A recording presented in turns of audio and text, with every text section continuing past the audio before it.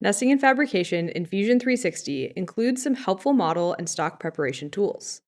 In the design workspace, Nest Preparation quickly filters parts to reduce overall model preparation time.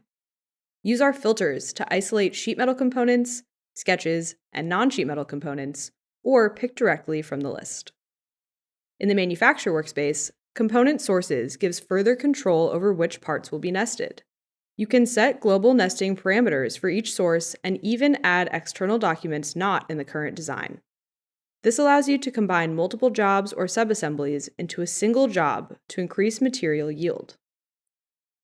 The Process Material Library gives you a place to manage stock material. Packaging material parameters will inform downstream nesting calculations, giving you greater control over nested results and insights into material usage and cost.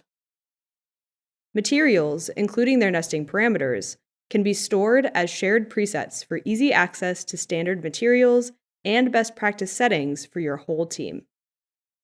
We intended these setup tools to add control, but you can still nest without going through an extensive setup process, and Fusion 360 will automatically create packaging to support your nested parts.